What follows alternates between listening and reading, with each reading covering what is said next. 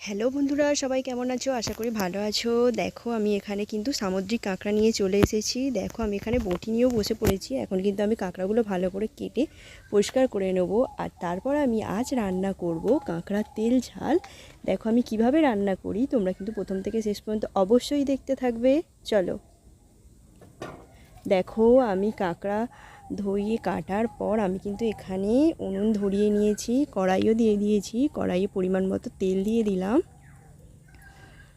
তেল দিয়ে দেখো তেল গরম হওয়া না পর্যন্ত সামান্য কিন্তু নাড়াচাড়া করে নেবো তেলটাকে।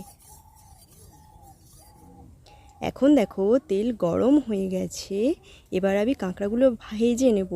তার জন্য সামান্য হলুদের গুঁড়ো দিয়ে দিলাম গরম তেলে, দিয়ে ভালো করে হলুদ গুঁড়োটা মিশিয়ে নেব তেলের সঙ্গে। এবার কাঁকড়াগুলো তেলের মধ্যে দিয়ে দেব।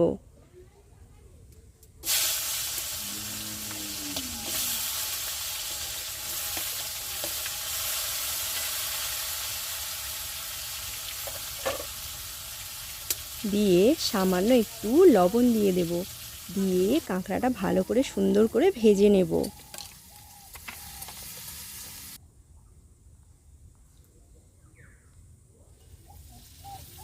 এখন দেখো কাঁকড়া কিন্তু ভালো করে ভাজা হয়ে গেছে, তেল থেকে আমি কাঁকড়াটা তুলে নেব।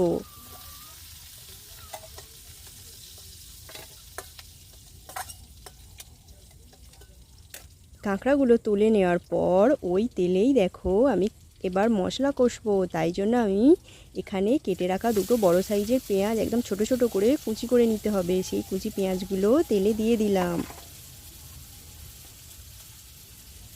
দিয়ে দেবো দুটো চেরা কাঁচা লঙ্কা, দিয়ে পেঁয়াজ ও কাঁচা লঙ্কা ভালো করে সুন্দর করে লাল লাল করে ভেজে নেব।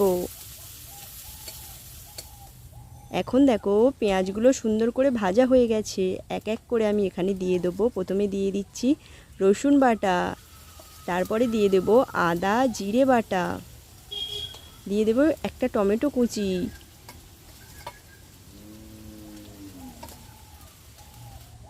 এরপর দিয়ে দেবো সানরাইসের ধনিয়া গুঁড়ো,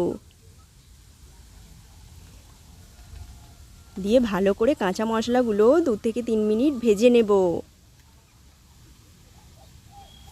দেখো 2 থেকে 3 মিনিট ভেজে নেওয়ার পর দিয়ে দিচ্ছি পরিমাণ মতো হলুদের গুঁড়ো, পরিমাণ মতো লাল লঙ্কার গুঁড়ো, স্বাদ অনুযায়ী লবণ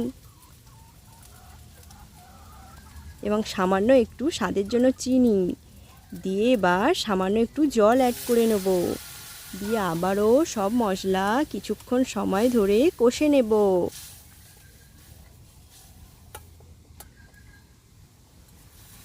এখন দেখো মশলা কিন্তু কষানো হয়ে গেছে, মশলা থেকে তেলও ছেড়ে দিয়েছে, কত সুন্দর লাল লাল দেখতেও হয়ে গেছে দেখো। এবারে যে আগে থেকে কাঁকড়া ভেজে রেখেছিলাম সেগুলো এই মশলার মধ্যে দিয়ে দেব, দিয়ে ভালো করে মশলার সঙ্গে কাঁকড়া কষিয়ে নেব 2 মিনিট।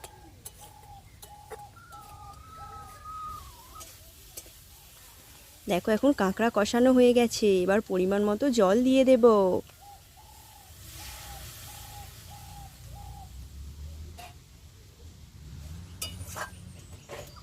এখন দেখো জলের সঙ্গে ভালো করে কাঁকড়াগুলো মিশিয়ে নিলাম।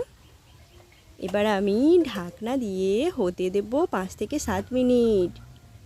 এই সময় কিন্তু রান্নার উনুনের আঁচ একদমই মিডিয়াম রাখতে হবে। এরপরে দেখো 5 মিনিট পর আমি ঢাকনা খুলে দিচ্ছি। এখানে দেখো গ্রেভিটা কতটা গাঢ় হয়ে গেছে, আরও কিন্তু আমি 2 মিনিট ফুটিয়ে নেব, একটু গ্রেভি কমিয়ে নেব।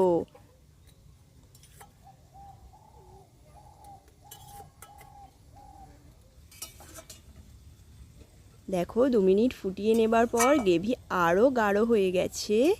এবারে আমি কিন্তু ওপর থেকে দিয়ে দেব গরম মশলার গুঁড়ো,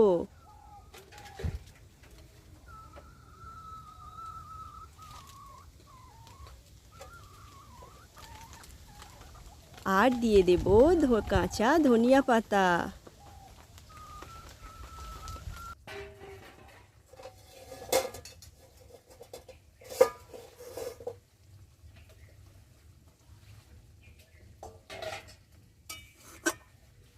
দেখো এবার কিন্তু আমি নামিয়ে নেব। চলো উনুন থেকে কাঁকড়ার তেল ঝালটা নামিয়ে নিই। এই দেখো কি সুন্দর লাল লাল দেখতে হয়ে গেছে। এই দেখো এখন কিন্তু গরম গরম ভাতের সঙ্গে আমরা সামুদ্রিক কাঁকড়ার তেল ঝাল সার্ভ করতে পারি। দেখো কত সুন্দর দেখতে হয়েছে। আমি ভালো করে এখানে সাজিয়েছি, ওপরে একটা কাঁচা লঙ্কা দিয়ে দিয়েছি।